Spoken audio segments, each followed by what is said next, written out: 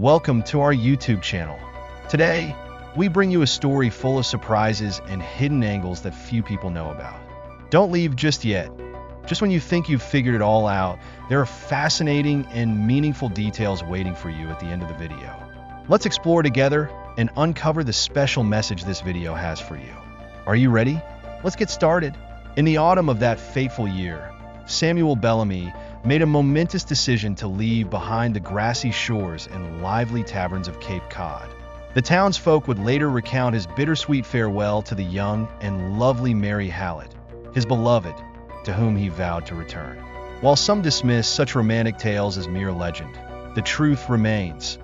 Bellamy embarked on a daring voyage, drawn by whispers of calamity in the warm waters of Florida.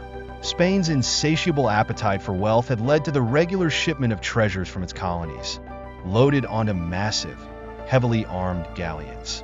Years of delays had swelled this particular fleet, making it a tantalizing target. Laden with New World gold, Aztec silver, glittering gemstones, Spanish coins, and Chinese porcelain, the treasure fleet departed Havana only to meet its doom. A hurricane roared through, tearing apart the ships and scattering their riches and sailors along the Floridian coastline. All 10 galleons were lost, and over 1,000 lives perished in the storm. Salvage crews were sent to recover what they could, but countless indigenous and African slaves, forced to dive the wrecks, met their deaths beneath the waves. News of the catastrophe quickly spread, attracting treasure hunters from far and wide. Among them was the 26-year-old Bellamy, accompanied by his comrade Palsgrave Williams, who had abandoned a stable life as a silversmith in New England to join this perilous quest. Their early efforts to recover riches yielded little, but the coast soon swarmed with pirates emboldened by the promise of untold wealth. Captain Henry Jennings, joined by infamous figures like Charles Vane and Edward England, raided a Spanish salvage camp and seized over 350,000 pieces of eight, a fortune that heralded the rise of a new golden age of piracy. The War of the Spanish Succession had already left Europe and its colonies battered. From 1701, nations like England and the Dutch Republic had waged war against France and Bourbon Spain over the Spanish throne. With the war's end in 1714, countless sailors found themselves unemployed, their wages plummeting. Those who remained in service faced harsh treatment and meager pay. In contrast, piracy offered better rewards, equality in plunder, and decision-making by crew consensus. It was a life that beckoned many, including Bellamy and Williams, who quickly recruited 40 men to their cause. From humble beginnings with 2 sailing canoes, the pair began raiding merchant vessels in Central America. They captured an English ship, but as they sailed toward Cuba, they were pursued by 4 sloops. To their relief, the fleet turned out to be led by none other than Captain Jennings. The pirates allied with Jennings to attack the French ship Saint Marie. Bellamy led the assault with fire and fury, compelling the crew to surrender. Yet, as Jennings interrogated French prisoners for the whereabouts of another treasure-laden ship, Bellamy and Williams turned the tables, seizing the Saint Marie and its riches. The haul was worth 100 times the annual earnings of a merchant captain. Outwitted and robbed, Jennings retreated to safer waters, leaving Bellamy and his crew to carve their names into the annals of piracy. At the mouth of a secluded harbor, pirates swillied wine and rum amidst stolen treasures of indigo, sugar, gold, and silver. Thus began the legend of Samuel Bellamy, the Prince of Pirates, in an era where the lines between fortune, betrayal, and infamy blurred upon the open seas. As twilight descended, the men of the crew found themselves drawn to the brackish taverns, shadowy gambling dens, and raucous brothels of Nassau, a pirate's paradise carved out of chaos. The island, abandoned by the English during the war, had become a haven for outlaws, thanks to the cunning Benjamin Hornigold, who welcomed thieves, cutthroats, and smugglers alike. It was off the coast of Cuba that Hornigold encountered Sam Bellamy and Palsgrave Williams. Impressed by the young pirate's audacity, Hornigold merged their crews and placed Bellamy at the helm of the Mary Ann.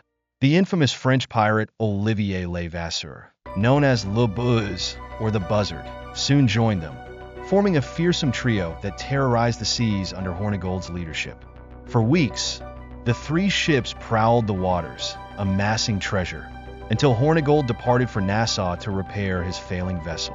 Upon his return, he discovered that Bellamy and Le Buzz had raided British ships in his absence. Hornigold, who clung to the pretense of being a privateer loyal to Britain, found himself at odds with Bellamy's rejection of king and country. The crew, now wealthier than ever, put the matter to a vote.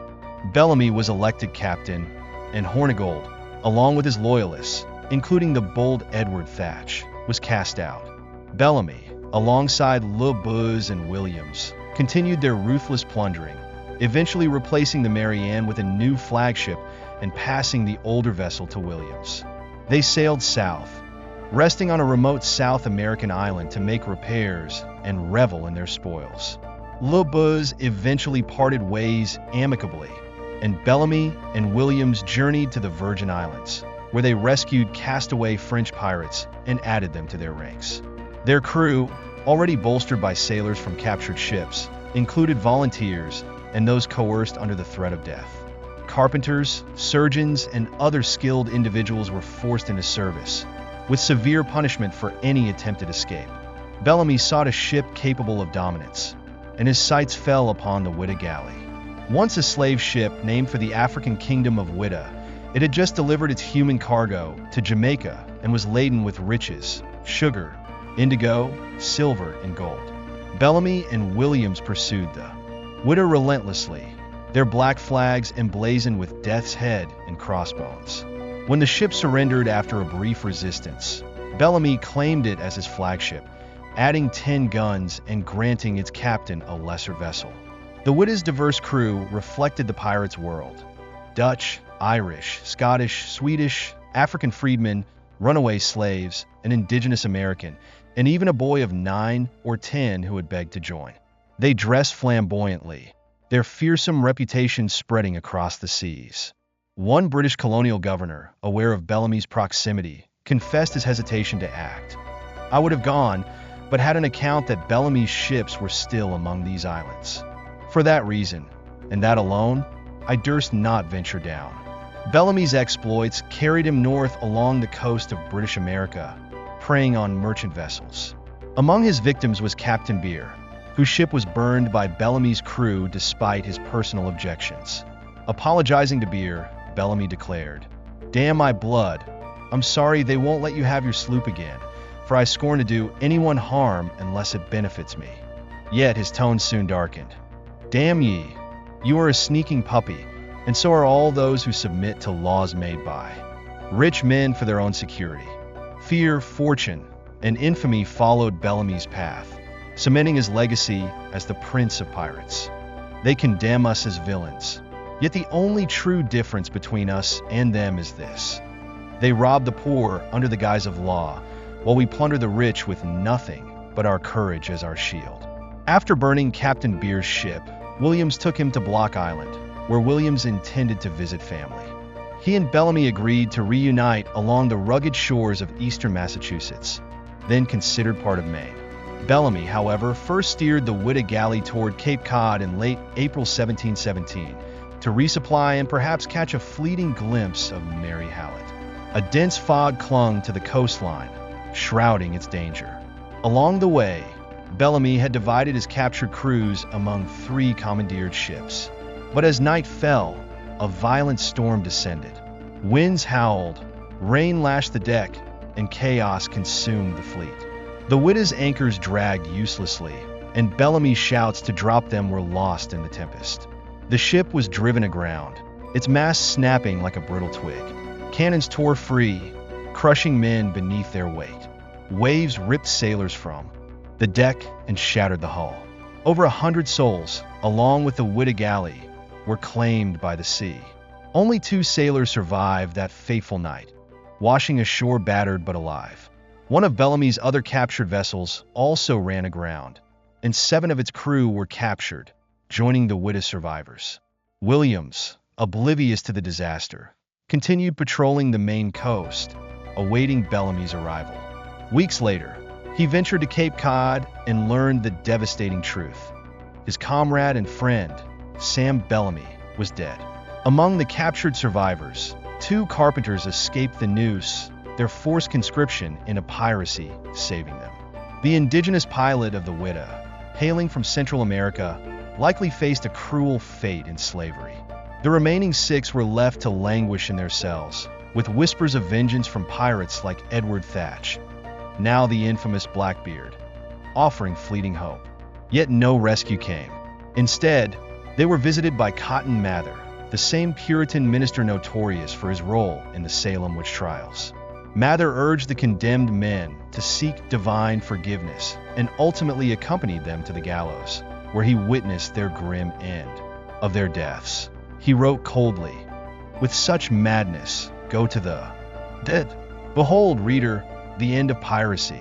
Yet the end of piracy was far from written. The exploits of Hornigold, Jennings, Charles Vane, and Blackbeard continued to unfold, while Williams returned to Nassau and took to the seas once more with Le Buz. Meanwhile, Mary Hallett's name became the stuff of Cape Cod legend. Stories claimed that after Bellamy's departure, she discovered she was pregnant with his child. When the infant was found dead, the town accused her of murder and witchcraft, branding her a recluse and a sorceress.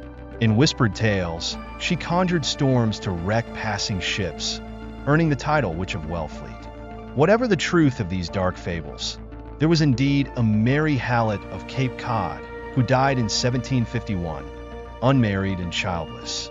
As for Bellamy's legacy, it lay buried with the Witta Galley beneath the unforgiving sea. For years, the ocean spat fragments of its cargo and the ghastly remains of its crew onto the shore.